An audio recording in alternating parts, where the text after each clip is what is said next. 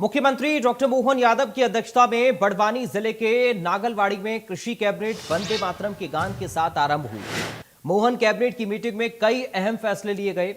MP सरकार ने किसानों के लिए 28,000 करोड़ रुपए की व्यवस्था की है। जी हां, 28,000 करोड़ रुपए। मोहन कैबिनेट ने किसानों को बड़ी सौगात दी है। राज्य सरकार ने 16 योजनाओं पर करीब 28,000 करोड़ रुपए खर्च करने का फैसला लिया है, जिसमें वरना पानसेवल सिंचाई परियोजना को भी मंजूरी दे दी गई। पानसेवल तहसील के 53 गांवों में भविष्य में लगभग 5500 हेक्टेयर सिंचाई होगी। अनुमानित लागत की बात करें तो लगभग 12,008 करोड़ रुपए ये होगी। ये योजना बड़वानी जिले के लिए अहम मानी जा रही है। पशुपालन एवं डेयरी विकास विभाग की 4 योजनाएं रहेंगी, जिसमें कुल व्यय लगभग 9,508 करोड़ का होगा। मत्स्य विभाग की 2 योजनाओं पर 218.50 करोड़ रुपए खर्च होंगे। सहकारिता विभाग की 4 योजनाएं होंगी, जिसमें 8,186 करोड़ का निवेश होगा। नर्मदा घाटी विकास विभाग के अंतर्गत 2 योजनाओं पर 2,080 करोड़ रुपए। नर्मदा घाटी विकास योजना के तहत बड़वानी उद्यान माइक्रो सिंचाई परियोजना स्वीकृत होगी, जिससे 33 गांवों की 15,500 हेक्टेयर भूमि को सिंचाई की सुविधा मिलेगी और इसकी अनुमानित लागत लगभग 800 करोड़ रुपए होगी। आज इसी पर करेंगे बड़ी बहस, तो बने रहिए हमारे साथ। लेकिन सबसे पहले कुछ रिएक्शन सुनिए। कैबिनेट के नाम से ये कृषि कैबिनेट जो की गई है, उसकी जानकारी शेयर करना चाहूंगा। उल्लेखनीय है कि हमने नांगलवाड़ी में बड़वानी के अंदर ये कृषि कैबिनेट जो आयोजित की है, जिसमें किसानों के कल्याण के लिए संबद्ध 6 महत्वपूर्ण विभागों की 16 योजनाओं में अलग अलग निर्णय लिए हैं। इनका समग्र रूप से 27,746 करोड़ का भार सरकार वहन करने वाली है। ये किसानों के कल्याण के लिए हम ये राशि खर्च करेंगे। कृषि का 1, जिसमें अलग अलग विषय है, उद्यानिकी के 3, पशुपालन के 4, मछुआ कल्याण के 2, सहकारिता के 4, नर्मदा घाटी विकास के 2 प्रस्ताव इसमें शामिल है। नर्मदा घाटी विकास विभाग अंतर्गत बरला उद्वन माइक्रो सिंचाई परियोजना स्वीकृत की गई, जिसमें इस तहसील के 33 गांवों की 15,500 हेक्टेयर में सिंचाई होगी, जिसकी लागत लगभग 861 करोड़ रुपए के आसपास की है। इसी तरह पानसेमल की सिंचाई परियोजना, जिसमें पानसेमल तहसील के 53 गांवों के 22,500 हेक्टेयर की सिंचाई इस क्षेत्र में होगी, जिसकी लागत लगभग 1,208 करोड़ की आने वाली। कृषि किसान कल्याण विभाग में 3,502.48 करोड़ की राशि खर्च होगी। उद्यानिकी एवं खाद्य प्रसंस्करण की 3 योजनाएं, जिसमें 4,263 करोड़ रुपए से लगाकर 0.94 अर्थात लगभग 4,264 करोड़ के आसपास की राशि खर्च होगी। पशुपालन एवं डेयरी विकास की 4 योजनाओं में 9,508 करोड़ के आसपास की राशि इसमें खर्च होगी। मछुआ कल्याण मत्स्य, इसके 2 योजनाएं हैं, जिनके लिए 218.50 करोड़ की राशि इसमें खर्च होगी। सहकारिता विभाग की 4 अलग अलग योजनाएं हैं, जिनके माध्यम से 8,186 करोड़ की राशि का व्यय हमारे वित्त विभाग पर आएगा। नर्मदा घाटी विकास विभाग के माध्यम से 2,067.97 अर्थात 2,068 के आसपास ये पूरी राशि, जिसका कुल योग 27,746 करोड़ का होगा। सोयाबीन का बीते समय हमने भावांतर योजना में भुगतान करके देश में हमारा मध्य प्रदेश पहला नंबर का राज्य है, जिसके आधार पर हमने सोयाबीन की खरीदी की थी। उसी प्रकार तिलहन में और सरसों पे भी भावांतर योजना का लाभ हम देने वाले हैं। ये लगभग 15.71 लाख मीट्रिक टन का इसका उत्पादन होगा और सरसों को भावांतर योजना में शामिल करने के लिए हमने भारत सरकार को इसका प्रस्ताव। इस वक्त हमारे साथ 2 खास मेहमान हैं, आपका परिचय करा दें और आज इसी पर बातचीत करेंगे। डॉक्टर वाणी आलूवालिया इस वक्त हमारे साथ हैं, बीजेपी से प्रवक्ता के तौर पर जुड़ी हैं। डॉक्टर वाणी, आपका बहुत स्वागत है मैम। अमित तावड़े जी हैं, कांग्रेस पार्टी से नेता, हमारे साथ जुड़ गए हैं। अमित जी, आपका बहुत स्वागत है। सबसे पहले वाणी जी, शुरुआत आपके साथ कर रहा हूं। ये जो मुख्यमंत्री की तरफ से घोषणाएं की गई हैं, कैसे इनको हम देखें?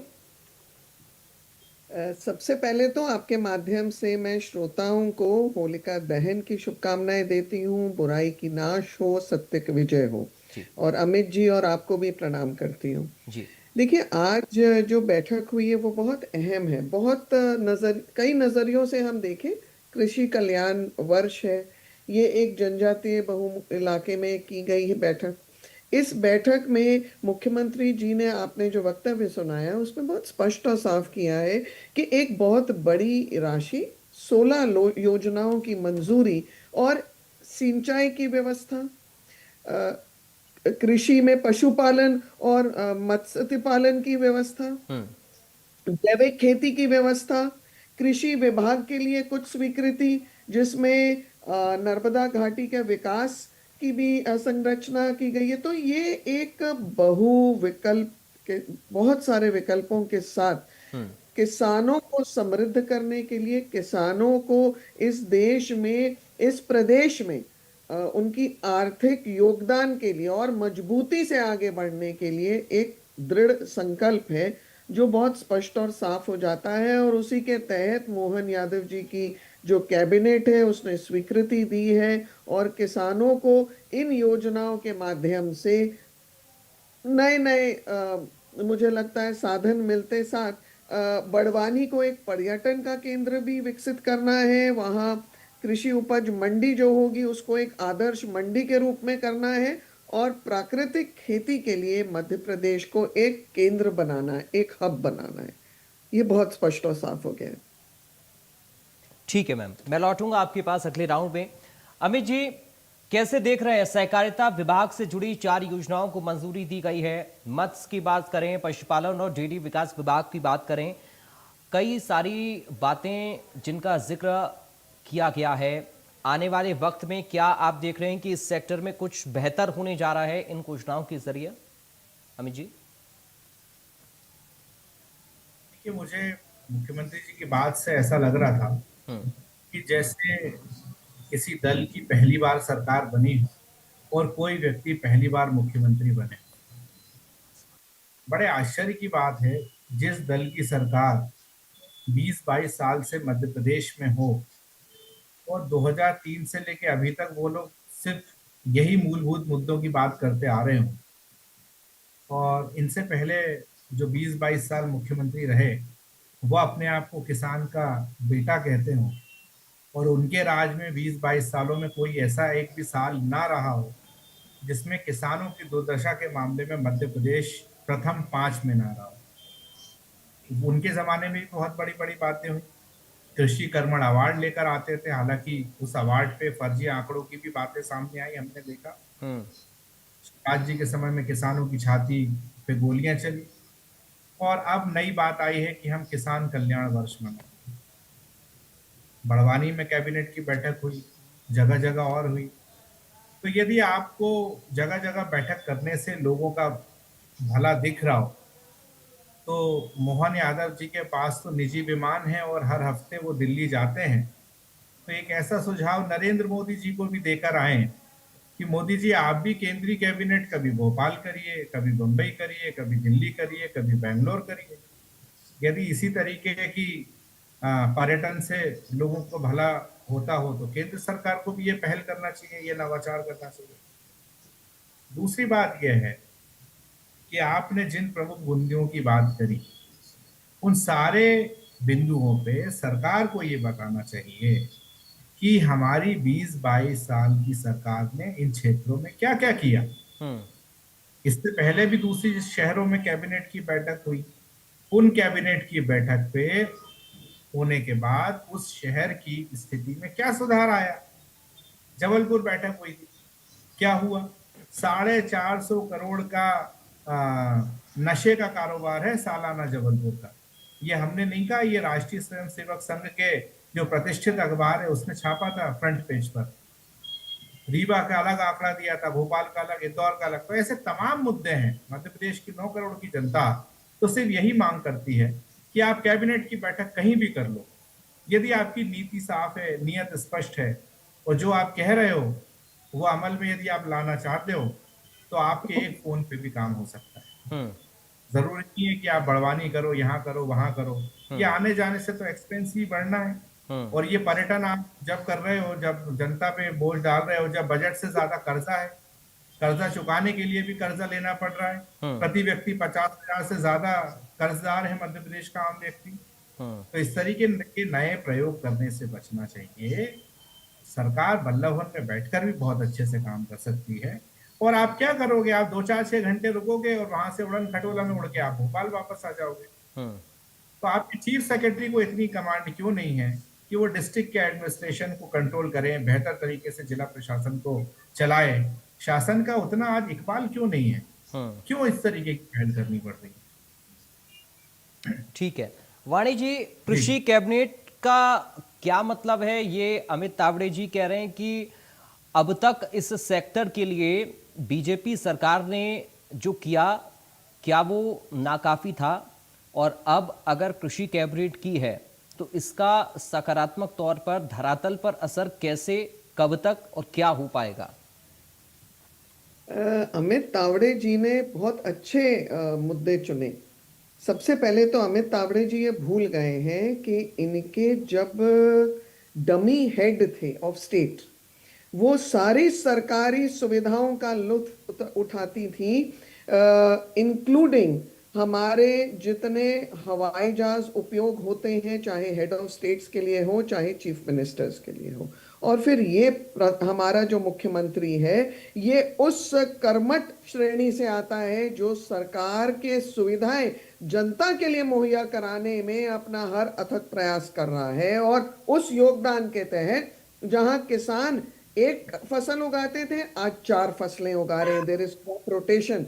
उन्होंने ये सुनिश्चित किया है कि मध्य प्रदेश में सिंचाई का रकबा कई गुना बढ़ चुका है। आपने तो उस पर ध्यान नहीं दिया था अमित जी। और आपकी सरकारों ने तो जो शोषण किया, झूठ बोला और दगाबाजी की किसानों के साथ, आपको माफी मांगनी चाहिए। गोली तो दिग्विजय सिंह ने चलवाई थी, आपको याद होगा वो गोली कांड किसानों का। और आप लोगों ने सिर्फ किसानों के साथ नहीं, आधी आबादी के साथ तो आप लोगों ने छल किया ही। उनको तो वैसे भी आपके प्रदेश के जितने प्रभारी हैं वो शराबी बोलते हैं। रही बात किसानों की, तो किसानों के लिए अगर मोहन यादव की सरकार ने केंद्र की सरकार के साथ हाथ मिलाकर उनको सुविधाएं दी हैं, तो उसमें बीज, पानी, जितना फर्टिलाइजर्स होते हैं, जो योजनाबद्ध तरीके से उनको तकनीक उपलब्ध हो रही है, उनको जो डिजिटल मार्ट मिल रहे हैं, उनको जो एग्रो बेस्ड इंडस्ट्रीज के लिए विस्तार की योजनाएं हो रही हैं, ये अभी जो एमएसपी हो रही है, एमएसपी में उड़द और सरसों के लिए भी प्रावधान किया गया है। देखिए, क्रमबद्ध तरीके से मोहन यादव की सरकार हर वो प्रयास कर रही है कि कृषि कल्याण वर्ष में ये सिद्ध हो जाएगा कि कृषि उत्पादकों के लिए, कृषि संबंधित उद्योगों के लिए मध्य प्रदेश एक अग्रणी हब बनेगा। और ये होकर रहेगा, क्योंकि इसकी शुरुआत हो चुकी है। और रही बात आपने जो रीजनल कॉन्क्लेव्स के ऊपर टिप्पणी की है, तो देखिए, ये नवाचार की योजना तो आप लोगों के मत्थे पड़ नहीं सकती, क्योंकि आप लोग शोषण के आधार पर राजनीति करते आए हैं। चाहे वो वल्लभ भवन को एक ट्रांसफर इंडस्ट्री के रूप में उपयोग करना था, या फिर पूरे प्रदेश की जो एक एडमिनिस्ट्रेटिव व्यवस्था है उसके साथ छेड़छाड़ करना। मोहन यादव जी का जो ये प्रयास है, लोकलाइज्ड रीजनल कॉन्क्लेव्स, उनका उपयोग रीजनल प्रोडक्ट्स के लिए, रीजनल अवेयरनेस के लिए, उस स्थान के जो उद्योग हैं उनको बढ़ावा देने के लिए। और ये सुनिश्चित किया है उन्होंने कि रीजनल हब्स के द्वारा वहां पर भी एक एक्टिवेशन हो जाता है तंत्र का। जब एक छोटे स्थान पर ऐसी एक मीटिंग होती है, तो वहां के लिए एक प्रचार प्रसार कायम हो जाता है। यहाँ पर भी जो ये क्षेत्र है, यहाँ पर कुछ प्रसिद्ध सनातन मंदिर है, पर आपको उससे क्या लेना देना अमित जी? देखिए, जब हम चारों पांचों दिशाओं में काम करते हैं, तो हर क्षेत्र के लोगों को, जनता को ये आभास होता है कि ये जो सरकार है, ये उनकी हितैषी सरकार है, ये उनके योजनाबद्ध तरीके से उनके लिए लाभकारी, उपयोगी तंत्रों का विस्तार कर रही है, जिससे कि जनता के हित होगा। अमित जी, कोई वैकल्पिक नीति आप लोगों के पास है या सिर्फ विरोध करना ही एक मात्र मकसद विपक्ष का है? क्योंकि फिर आप जब इस तरह की योजनाओं का विरोध करते हैं तो फिर कांग्रेस के वक्त की भी याद बीजेपी करती है। कांग्रेस के वक्त मध्य प्रदेश में कर्जा कितना था, बजट कितना था, टैक्स कितना था? कांग्रेस के वक्त आपने इंडस्ट्री मैं बीच में नहीं बोला, बिल्कुल शांत बैठी, मैं आपके बीच में नहीं बोला। बड़े आदर के साथ बोल रहा हूँ, आप मेरी बात नहीं, आपकी जरा तीव्रता आवाज में है, वो ठीक करिए। आप मेरी बात तो सुनिए, आप बीच में बोलते हो आप लोग, इसलिए तो मैं तो बिल्कुल बीच में नहीं बोलता। बोल रहे हैं ना आप अमित जी। अरे आपके झूठ का पुलिंदा बोल रहा हूँ मैं, बीच में रुकिए आप। घंटाघर प्रदेश था जहाँ बिजली नहीं थी, पानी नहीं था, सड़क नहीं। इनका माइक बंद करा दीजिए। चलिए ठीक है, एक एक करके रख लेते हैं। ठीक है, बंद करा दीजिए। ठीक है, एक एक करके रख लेते हैं। अमित जी आप कंप्लीट कर लीजिए, फिर मैं आ रहा हूं वाणी जी आपके पास। मेरा कहना यह है कि यदि मध्य प्रदेश में सब कुछ ऑल इज वेल है, किसान खुश है, राम राज्य आ चुका है, तो अभी 20 दिन पहले खलघाट पे हजारों किसानों ने चक्का जाम क्यों किया था भाई? और आज देश के सबसे बड़े अखबार ने यह खबर दी है कि मध्य प्रदेश में हर महीने 25 बड़े आंदोलन होते हैं किसानों के। जिस जगह आज बड़वानी में कैबिनेट हुई, उससे सटा हुआ जिला खरगोन है, सबसे ज्यादा आंदोलन वहां होते हैं। तो इस तरीके की तो ये सरकार है। और सबसे ज्यादा आगे कौन रहता है संगठन? आरएसएस का जो सबसे सहयोगी संगठन है भारतीय किसान संघ, वो सबसे ज्यादा आंदोलन करता है। तो ये जब अपने लोगों को भरोसा नहीं दिला पाए 20-22 साल में, ये रिकॉर्ड बता रहा हूं, विधानसभा के पटल के आंकड़े हैं ये। दूसरी बात ये है, इनकी सच्चाई में आपको एक विषय में बताता हूं कि ये लूटखोरी सरकार किस तरीके से कर रही है किसानों के साथ। हमारे एक सदस्य ने विधानसभा में सवाल पूछा कि आप ये बताइए कि इस साल किसानों से कितनी इंश्योरेंस की प्रीमियम राशि वसूल की गई? तो सरकार ने जवाब दिया 7,000 करोड़ की राशि कंपनी ने वसूल करी है। और किसानों को कितना भुगतान दिया गया? 625 करोड़ रुपए। सोचिए आप किस तरीके से सरकार कंपनियों के माध्यम से किसानों को लूट रही है। इससे ज्यादा बड़ा उदाहरण और क्या होगा? दूसरी बात, मैं तो बोल रहा हूं आपके चैनल के माध्यम से कि 20-22 साल में जबकि सब कुछ ऑल इज वेल था, यदि तो हमेशा प्रथम 5 में क्यों रहा मध्य प्रदेश किसानों की दुर्दशा के मामले में, महिला अत्याचार मामले में? लेकिन अमित जी आप लोग विपक्ष के तौर पर इन मुद्दों को आमतौर पर तो नहीं उठाते हैं ना। जब इस तरह का कोई इवेंट होता है तभी फिर आप लोगों का विरोध करने का मन क्यों करता है? अगर इस तरह की दिक्कतें हैं तो फिर एक विपक्ष के तौर पर आप लोगों की जिम्मेदारी क्या होती है? देखिए, आपके आंकड़े को मैं दुरुस्त कर दूं, शायद आपके पास वो आंकड़ा नहीं है, आपकी जानकारी सही कर दूं। 1.5 लाख से ज्यादा कांग्रेस के कार्यकर्ताओं पे पूरे मध्य प्रदेश में प्रकरण इसलिए दर्ज नहीं है कि हमारे कार्यकर्ता जो है वो सरकार की आरती उतारते हो। सरकार की आरती उतारने के लिए तो करोड़ों रुपए के विज्ञापन जा रहे हैं जनसंपर्क विभाग के जरिए। हमारे जो कांग्रेस के बब्बर शेर कार्यकर्ताओं पर प्रकरण दर्ज है, वो सिर्फ इसलिए तो दर्ज है कि हम सरकार के खिलाफ। लेकिन सर अमित जी, इन बब्बर शेरों की आवाज जनता तक तो नहीं पहुंच पा रही ना। आप कर क्या हासिल रहे हैं? इससे हासिल क्या हो रहा है आपको? एक मिनट वाणी जी, एक मिनट रुकिए, मैं आ रहा हूं आपके पास। अमित जी, आपके इन बब्बर शेर कार्यकर्ताओं को हासिल क्या हो पा रहा है सर? अमित जी एक मिनट रुकिए सर, एक मिनट सुनिए। वाणी जी रुक जाइए थोड़ा सा प्लीज। अमित जी, हासिल क्या कर पा रहे हैं आप? ना सरकार में आ पा रहे हैं, ना अपना जनाधार बढ़ा पा रहे हैं। इसका मतलब कांग्रेस के जो बब्बर शेर हैं वो फिजड्डी साबित हो रहे हैं। फिर आप लोग कर तो कुछ पा नहीं रहे ना सर। हासिल क्या कर रहे हैं आप? ना करें ये चिंता तो आप भारतीय जनता पार्टी सर, चिंता आपको करने की जरूरत है, मुझे नहीं है। चुनाव आप लड़ रहे हैं सर, मैं थोड़ी ना लड़ रहा हूँ। चुनाव आप लड़ रहे हैं तो चिंता आप करिए, मैं क्यों करूंगा? चिंता तो हम कर लेंगे। आप अपनी चिंता करिए सर, मेरी चिंता छोड़ दीजिए। चिंता आपको अपनी करनी पड़ेगी। पार्टी है इस देश को आजाद। सवाल यही है ना अमित जी, सवाल यही है, कांग्रेस पार्टी के बब्बर शेर अगर मेहनत कर रहे हैं ग्राउंड पर तो उस मेहनत का नतीजा क्या है? 0 बटे सन्नाटा, बस यही है एक। देखिए, नतीजा यही है सर। हो सकता है आपकी नजर में सिर्फ सत्ता को पाना ही लड़ाई। आप लोग क्यों चुनाव लड़ रहे हैं सर? चुनाव क्यों लड़ रहे हैं? राजनीति क्यों कर रहे हैं अमित जी? राजनीति क्यों कर रहे हैं? राजनीति क्यों कर रहे हैं? चुनाव क्यों लड़ रहे हैं आप? चुनाव क्यों लड़ रहे हैं अमित जी? अमित तावड़े जी, चुनाव क्यों लड़ रहे हैं आप? अमित तावड़े जी, चुनाव क्यों लड़ते हैं आप? चुनाव क्यों लड़ते हैं सर? शहीद हो सत्ता गए। गंवाने के तो लिए लड़ते हैं जरूरी क्या? नहीं है कि हर लड़ाई में चुनाव आपको सत्ता गंवाने के लिए लड़ते हैं क्या? बताइए, आप चुनाव मुझे- सत्ता गंवाने के लिए लड़ते हैं या पाने के लिए लड़ते हैं? चुनाव लड़ना मुझे छोड़ दीजिए बब्बर फिर। शेर के ऊपर थोड़ा चुनाव कुछ लड़ना वक्तव्य छोड़ देना दीजिए है। सर। चुनाव क्यों लड़ रहे हैं? देखिए, राजनीति कर रहे हैं ना, अब आप राजनीति 10 क्यों कर रहे सेकंड हैं चुप आप? रहोगे जब तो जवाब ले पाओगे मुझसे। हाँ बोलिए, सवाल पे सवाल करोगे तो बोलिए जवाब ना, कैसे बोलिए, लोगे? चुनाव क्यों लड़ते हैं आप? सत्ता गंवाने के लिए लड़ते हैं? देखिए मेरी बात सुनिए, हम उस पार्टी के कार्यकर्ता हैं कि जब हमारी पार्टी बनी तो इस देश में अंग्रेजों का शासन था। हमारे कई कार्यकर्ता, हमारे लोग जो है इस आजादी के पहले ही शहीद हो गए। तो जरूरी नहीं है कि आप जो लड़ाई लड़ रहे हो उसमें सिर्फ आपको सत्ता ही चाहिए। ये भारतीय जनता पार्टी को मुबारक है। अरे तो क्यों हम जो राहुल लड़ाई गांधी कह रहे थे लड़ हरियाणा रहे में हैं कि इस अगर देश चुनाव में, चोरी नहीं हुआ वो होता तो लड़ाई हम लड़ लोग रहे हैं सरकार राहुल बना जी के लेते हैं नेतृत्व सर। में। सरकार के पीछे भी भागना है, सत्ता के पीछे भी आप लोगों को भागना है, फिर कहना है कि हारने के बाद हमें सत्ता चाहिए ही नहीं। ये क्या बात होती है सर अमित जी? ठीक है, वाणी जी बहुत जल्दी से रखिए अपनी बात।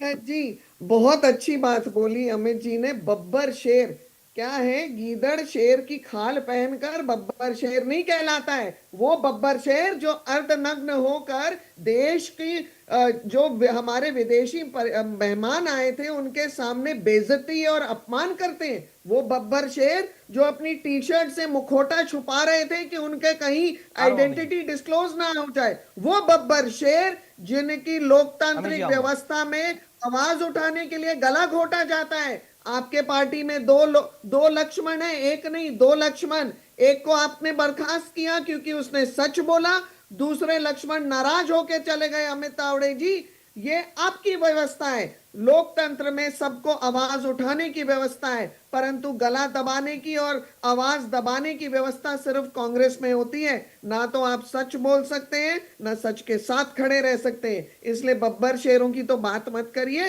हाल ही में पूरे देश ने ऐसे बब्बर शेर देखे जिनको जनता ने ही जूते मारे हैं वहां पे ऐसा प्रदर्शन करने के लिए। और धिक्कार है आपकी ऐसी ऊंची और निम्न स्तर की राजनीति पर, जहां आपके आका देश के बाहर जाकर देश की छवि को भ्रमित करते हैं, अनगनत बयान देते हैं, और देश के अंदर जब विदेशी मेहमान आते हैं, जब एक बड़ा मुझे लगता है एआई का जो आयोजन था जिसमें भारत एक बहुत बड़ी भूमिका निभाएगा पूरे विश्व में, जिससे कि रोजगार मिलेंगे, युवाओं को एक अवसर मिलेगा अपने हुनर के लिए और अपनी क्षमताओं के लिए। आपने उसका विरोध किया। काहे के बब्बर शेर हैं आप लोग? गीदड़ों से भी बदतर हैं। ठीक है, अमित जी रखिए बहुत संक्षेप में प्लीज। लक्ष्मण का तो बहुत नाम लिया, लेकिन इस देश की जनता उस भारतीय जनता पार्टी के बंगारू लक्ष्मण को जानती है जो कैमरे पे रिश्वत देते पकड़ा गया था। अमित जी, दूसरी बात ये है, लक्ष्मण का नाम लिया है। हमारे इतिहास और संस्कृति में तो हम एक राम के भाई को नाराज नहीं कर पाए। आप लोगों ने तो सच बोलने वाले दूसरी लोगों बात, उन 4 लड़कों से 26 साल के लड़कों से 56 इंच के सीने वाला प्रधानमंत्री डर गया। ऐसा किधर प्रधानमंत्री हमने कभी नहीं देखा जो 26 साल के लड़कों से डर गया, उसके ऊपर देशद्रोह का मुकदमा लगा दिया। अच्छा है कि अमित जी, अगर प्रधानमंत्री के खिलाफ आपको प्रदर्शन करना था पूरा दिल्ली शहर का, लेकिन वहां जहां पर हमारे युवा लोग, हमारे युवा साथियों का भविष्य है, जहां पर उनके भविष्य के लिए आगे के द्वार खोले जा रहे हैं, आप लोगों ने वहां जाकर ऐसा आप जस्टिफाई कर रहे हैं। इसीलिए आप रैया के भी बयान। चलिए ठीक है, ठीक है, समय कम है, समय इतना ही है, लेकिन सवाल वाणी जी जो कृषि को लेकर विपक्ष का है, हम उम्मीद करेंगे कि कृषि कैबिनेट के जरिए जो संदेश देने की कोशिश की गई है धरातल पर उतरे, और विपक्ष से भी उम्मीद है कि अगर किसानों की चिंता है तो फिर जमीन पर उनके मुद्दों को उठाएं और उनका असर भी होना चाहिए।